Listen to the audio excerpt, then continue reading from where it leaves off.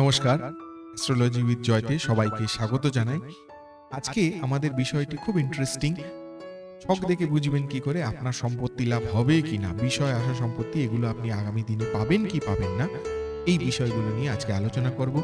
মূল বিষয়ে যাওয়ার আগে সকল দর্শক বন্ধুদেরকে জানিয়ে রাখি, যারা জন্মকুণ্ডলী সংক্রান্ত বিষয় বা হরোস্কোপ ম্যাচিং বা ডিস্টেন্স হিলিং বা গ্রহরত্ন এই জাতীয় নিয়ে কোনো টপিক নিয়ে আমার সাথে আলোচনা করতে চান, তারা উপরে দেওয়া নাম্বারটিতে যোগাযোগ করতে পারেন।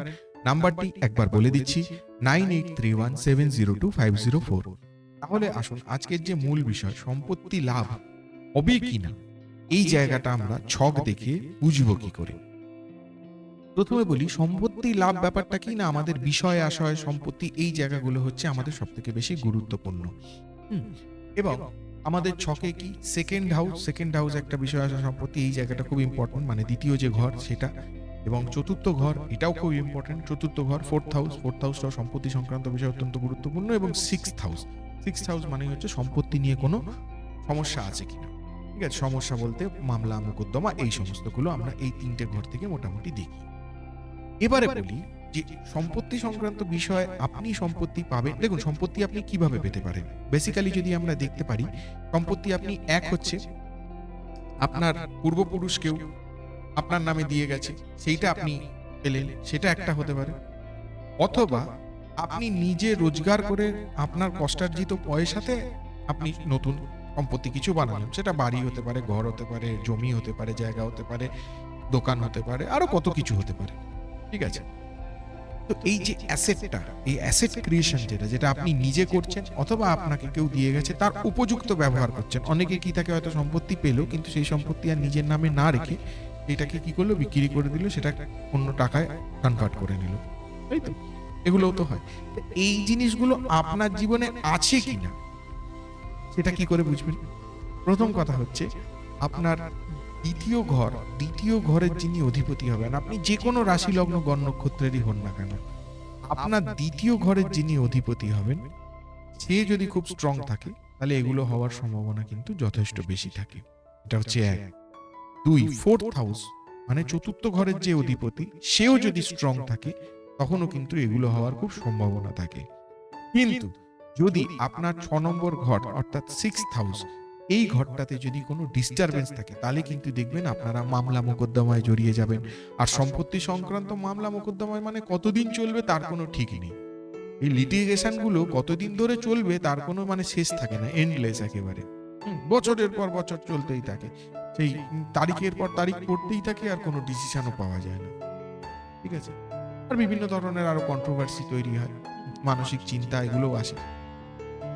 এবং এই যে তিনটে ঘর বললাম, এই তিনটে ঘর কিন্তু বিশেষভাবে গুরুত্বপূর্ণ আমাদের সম্পত্তি লাভের ক্ষেত্রে।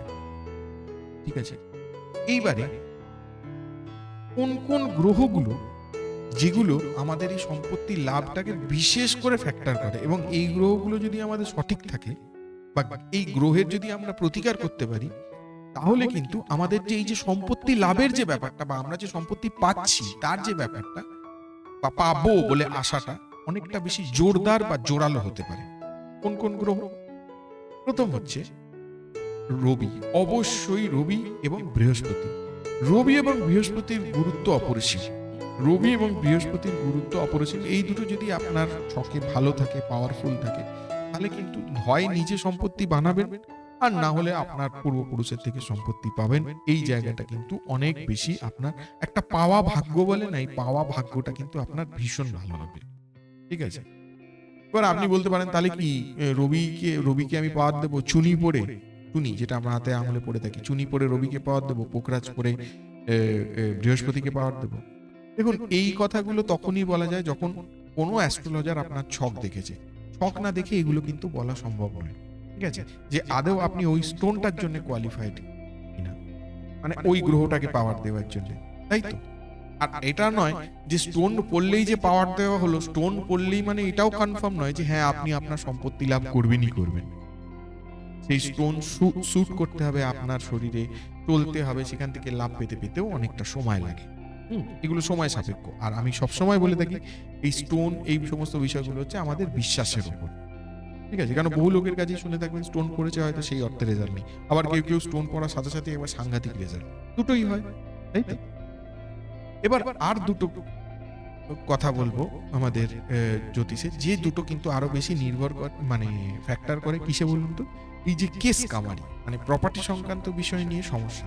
যেমন ধরুন মঙ্গল এবং রাহু কেতু, মঙ্গল এবং রাহু কেতু, এই যে গুলোর নাম বললাম, এরা কিন্তু কোন জায়গাটা আপনাকে খুব ফ্যাক্টর করবে, বিশেষ করে যে প্রপার্টি সংক্রান্ত বিষয় নিয়ে আগামী দিনে ঝামেলায় পড়বেন কিনা, কেস কামারি হবে কিনা, মামলা মোকদ্দমা হবে কিনা, আপনার ভাগ্যে জুটবে কিনা, বা ধরুন এক্সিস্টিং কোনো কেস চলছে, সেই কেসে আপনি কতদিন পর জিততে পারবেন, সেই কেসটা আপনি কতদিন পর জিততে পারবেন বলে, মানে কতদিন পর এই মামলাটার কোনো একটা রেজাল্ট হয়ে যাবে বলে মনে হয়, একটা এক্সপেকটেশন। এবার আপনার দশা, অন্তর্দশা, মহাদশায় কি চলছে না চলছে অনেক কিছু দেখার পর কিন্তু মোটামুটি একটা আন্দাজ করা যায়, মোটামুটি একটা আন্দাজ করা যায় যে অমুক সময় থেকে অমুক সময়ের মধ্যে একটা সম্ভাবনা দেখা দিতে পারে যে আপনি এই জিনিসটা পেলেও পেতে পারেন বা না পেতে পারেন। বুঝতে পারলেন?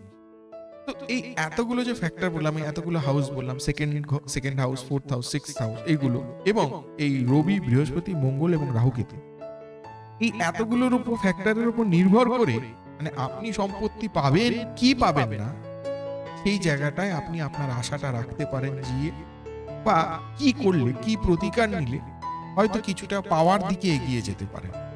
অবশ্যই আমরা পাওয়ার দিকেই এগিয়ে যেতে চাইবো। তো কি প্রতিকার নিলে আমরা পাওয়ার দিকে এগিয়ে যেতে পারি, সেইটা কিন্তু আপনারা এইভাবে দেখতে পারেন। তবে হ্যাঁ, এর জন্য আপনাদের যা সাহায্য করবে সেটা হচ্ছে যে কোনো অ্যাস্ট্রোলজার, প্রয়োজনে আপনারা আমার সাথেও যোগাযোগ করতে পারেন। নাম্বারটা একবার বলে দিচ্ছি, 9831702504। আরেকবার বলে দিচ্ছি, 9831702504।